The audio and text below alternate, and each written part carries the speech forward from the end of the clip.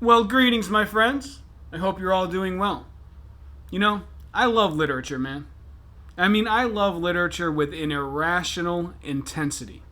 I love literature the way that I love my friends and my family. And it is part of my mission on this earth to reclaim the study of literature from the ghouls of academia. You know, before I started this channel, long ago, I served in the 2nd Ranger Battalion. One day overseas during an ambush, I don't even know how to describe the event, but suffice it to say it changed my life forever. It was, we could call it a spiritual awakening. I don't know. I don't know what it was. I'm still trying, all these years later, I'm still trying to figure out exactly what it was. All I know is that I walked away from that event with several paradigms shifted in my mind. And one of those was that I walked away absolutely determined to make my living on this earth working with words. I didn't know exactly how I would do it.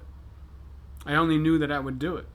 And I accomplished that goal. I'm a professional editor and writer to this day.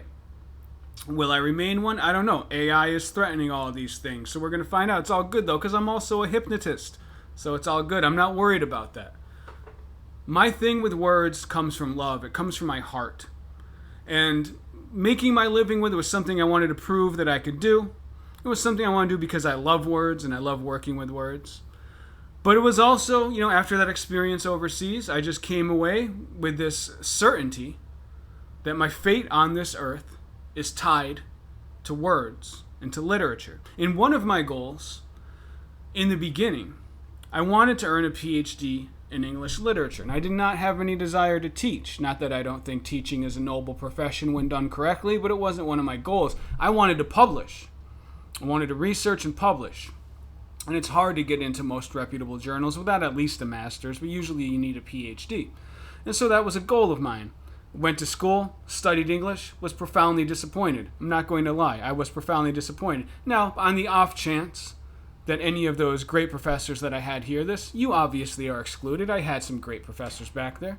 Dr. Brown, Lisa, you would know if I don't include you in this group. But the vast majority of what I experienced during this study was, to call it disappointing would be a euphemism. For me, who's somebody who held literature up as high as I held it then and hold it now, it was almost like sacrilegious. It disgusted me. Disappointment's not a strong enough word. It disgusted me. It was almost like a status symbol to crap on things like Moby Dick and talk about what crap. The whole thing... Everything was about these really low IQ takes on literature, and really fundamentally it all boiled down to politics, specifically leftist politics. We all know this now. It's, the humanities have been destroyed by the politicization of the humanities. They're no longer respected. It's all going out the door. But I would like to say, to me, it wouldn't have mattered the brand of politics. To lower literature to the level of politics is inherently sacrilegious, profane, disgusting, and just boring, man. Just boring. You can take away all the other stuff, which I understand very few people are going to feel as strongly as I do about the subject. I get it. I'm cool with it. But it's just boring, man. Like you're looking at these profound texts that are plumbing the depths of the human soul, and somebody comes out with some Marxist take on it. It was ridiculous, man. Really, really lowbrow stuff masquerading as highbrow intellectualism. And it really just disgusted me. And so I decided right there, I have no desire to stay in academia. Get me the hell out of here. However, I never lost my love of literature, never lost my love of studying and discussing literature as a portal to the soul, man. As a portal to the fundamental core of our being. It's to take such a powerful vehicle and to lower it to politics, which I understand. I'm a realist. Politics are a necessary evil. It's part of human existence. I get that. I am not one of these people who try to say I'm above that all. I'm apolitical. I am political reluctantly. We have to be. It's part of being a human being. If you're going to try to pretend that you're not, if you're going to try to pretend that you're so much above it, it's just an illusion. It's just an egotistical illusion is all it is. So I get that. However, everything in its place, man. Everything in its place. We don't need to be bringing politics into everything, and especially not the humanities, which are so beautiful and are so potentially beautiful and profound, and can lead us to such a deeper experience of life and of ourselves, to lower that to something so profane and, again, just freaking boring. I have no I can find no peace with the people who will deal with the subject in that way. And so I have been talking more and more about this subject, and I plan on expanding it as a part of this channel and just as a part of my life. I'm taking it back, man. I'm taking back literature. I'm taking back the study of literature. And I want it to be what it should be, which is exciting and beautiful and fascinating, and a portal into our souls and into our beings, and into our self-improvement on the deepest level. On both the surface and the deepest level, both self-improvement in terms of becoming, more successful in society, but even morally, our character, our souls, our spirits, all of these things. I'm taking it back, man. It's part of my mission, and that's it. And I'm doing it, starting right now, kind of been doing it. But now I'm getting loud about it, man. I'm getting loud about it. I'm speaking about it. And so what I want to talk about today is why I believe that literature is such a uniquely powerful tool for personal betterment at the deepest level, including, yes, the spiritual level. Now, but let me say, to those of you out there who may have no spiritual inclinations, that's cool, man. I think literature is still valuable just as a psychological tool. I think it's immensely valuable just as a psychological tool. But if you're like me, you're not I'm talking here about scientific materialism, not materialism in the sense of greed. If you are somebody who believes that there is something more out there to this life, to our beings, to consciousness, to existence, then I think that literature is an even more powerful tool for our own being, our own sense of wellness, our own enlightenment, man. Our own enlightenment. Yes, I do. I'm going to come out and say it. I do. I believe that it is a path to enlightenment. Right now, I want to discuss why I think it is uniquely suited for that purpose. And I say uniquely suited in the sense among other art forms. This is not to say that other art forms don't have their value. Of course they do. I appreciate all kinds of art. Not all equally. I've never really been big into painting myself. I don't know why. It doesn't really do much for me. I can't explain why. But I respect it, and I understand that it does float the boats of many other people, so I respect the visual arts. That just doesn't quite work for me. However, there are some things that literature does that no other art form can do. And it's very common now to look at the written word as kind of an archaic artistic tool, right? Like, we had the written word, but now we have movies and TV and radio and all that. We don't need the written word anymore. I think that's absolute nonsense. And I think it is precisely the low-tech quality of writing that makes it so valuable as a tool for self-improvement. In self-improvement, I'm not using that, at least not solely or exclusively, in the sense of like a Tony Robbins. I don't like to say it because I'm a big fan of Tony Robbins. But you understand what I mean. I'm not referring to it specifically in that sense of like getting ahead in life. I'm talking about self-improvement at the deepest and most fundamental and most profound level. But anyway, so why do I think literature is specifically so powerful of a tool? Well, there are a few reasons. Number one, like I said, the low-tech thing I think is its greatest virtue. What I mean by that, if you're watching film, you're watching television, you're being pulled along by a torrent of images that are completely outside of your control. Now, again, I'm not saying there's no value in that. I love film as well. I love the films of David Lynch. There's a lot of films that I really appreciate. However, it's the nature of watching a film that you sit down and you're pulled along by these images, by these impressions, and by these events, and you're very much having these things spoon-fed into you, kind of forced into your consciousness, and you're just going along for the ride. It's a more passive experience. Now, afterwards, you think about the film, and you can glean some value from that. However, within the experience itself, you are very much just going along on a ride on somebody else's boat, right?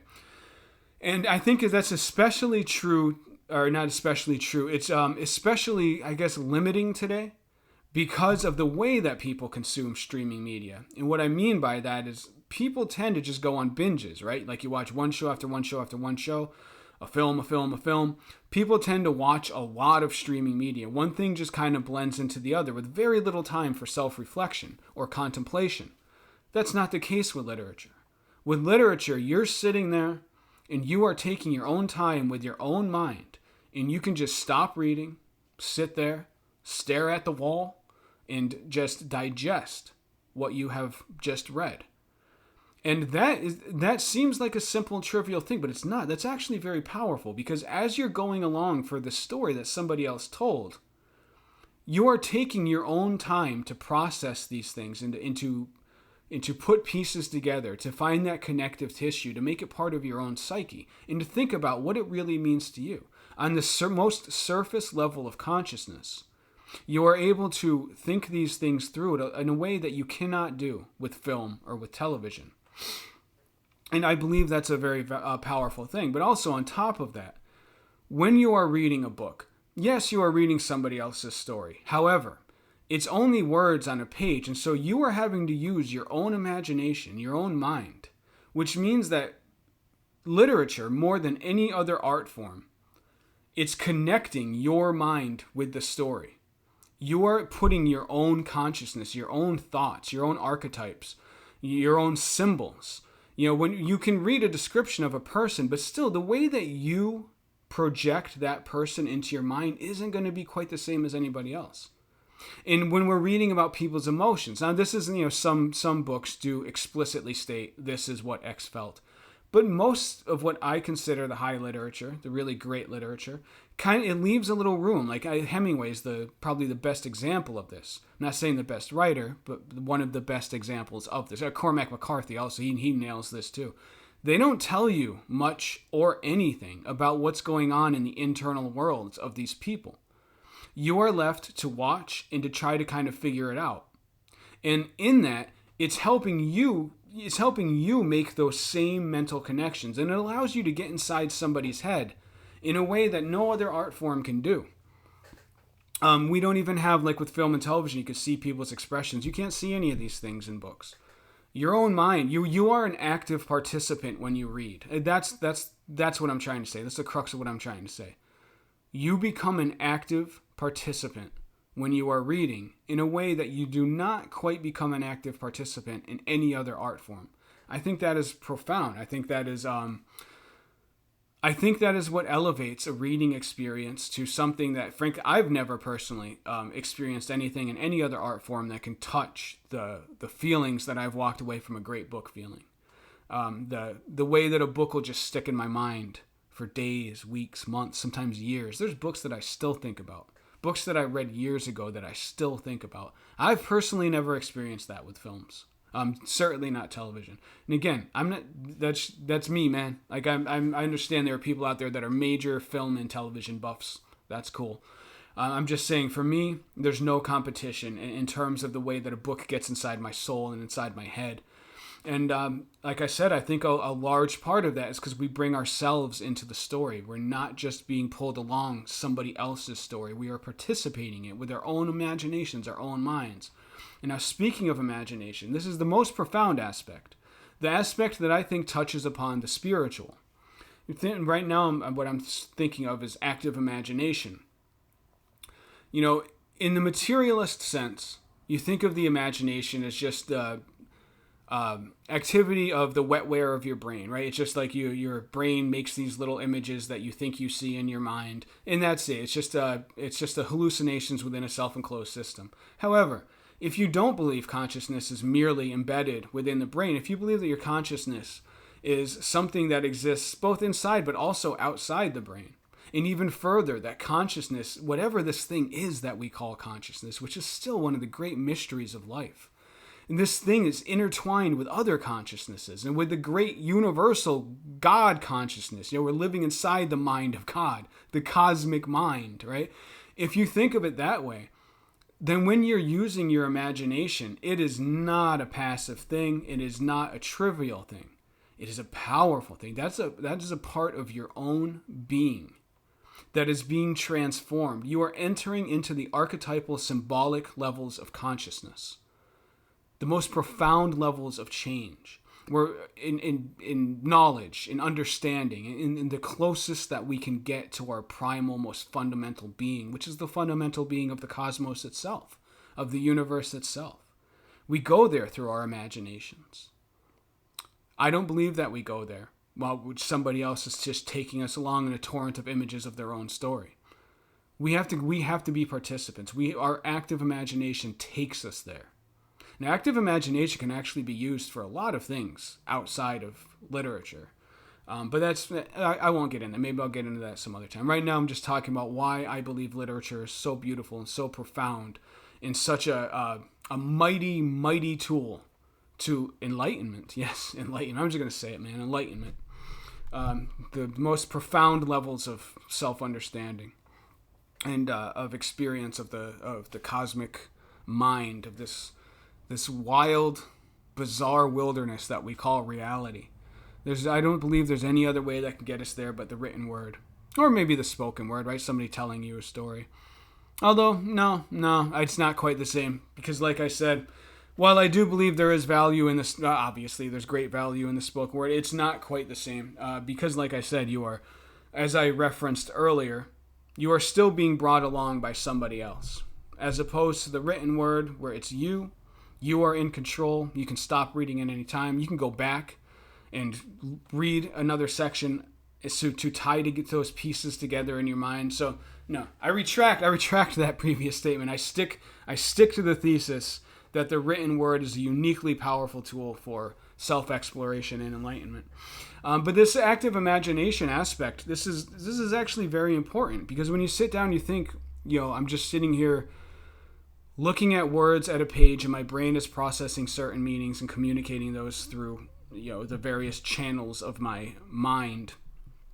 No, man, I think it's more than that. It's more than that. Our consciousness it's extending. It's pushing outward. It's exploring these frontiers, both the deepest senses of ourselves and the deepest senses of the outside, of the external. And that gets really weird when you think about the internal and the external just kind of being illusions and both just mirror reflections of themselves. But anyway, probably shouldn't try to get too weird here. Should stick to the central thesis, the central point.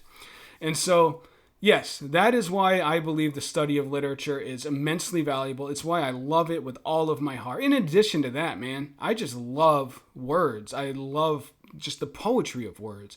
Even just prose. I'm not even talking about like not only actual poetry, but even just great prose. Just great rhythmic prose, man. Just a great sentence. You ever just read a great sentence and just sit there and just digest it? You just read this really poetic flow of language, and you just sit there and you can feel this kind of beauty inside of you. It's kind of like churning something inside of you, churning something powerful inside of you. And I probably should have started with that, because just at the most basic, just as a tool of expression, a tool of beauty, the written word, I believe there's nothing more beautiful. Yes, just black ink on white paper. When it's a really good string of words, there's nothing more beautiful on this earth, in my humble opinion. But yeah, those are my feelings on this subject, and I just felt like speaking about this because I plan on speaking about literature a great deal more on this channel, and discussing it in an exciting and provocative way, not as some let's tear this great work of art apart and find out how it marginalizes this people. No, man, I want to focus on the positive aspects of literature, on the inspiring, invigorating, and exciting aspects of literature. Because in my opinion, there's nothing more exciting on this earth than exploring great works of literature. You can say, oh, who is this guy? Dude, I've jumped out of airplanes. I fought in the ring, fought in the streets, hitchhiked around the country, hiked through the I've had all kinds of crazy experiences, man. I still love exploring books, literature, and the written word with a visceral intensity that I get from very little else on this earth. And so that's what I want to share. That's what I want to get into. Getting back to that mission that I set upon that day way back there in Mosul, Iraq. So many moons ago. I'm getting back to it. I'm reclaiming the study of literature from the ghouls of academia. I hope some of you stick around. Maybe I'll lose some subscribers. I don't know. This isn't what I built this channel on up to this point, so we'll see. I'm going to see the reactions. But regardless, I'm putting it out there, hoping some of you go along for the ride. I think it's going to be fun, exciting, and most importantly, meaningful and important, because our explorations of ourselves and of our world and of our lives and of the mind of God are important. They matter. Don't ever let anybody tell you that it doesn't matter. It does. All right? So that's it. Peace out, my friends.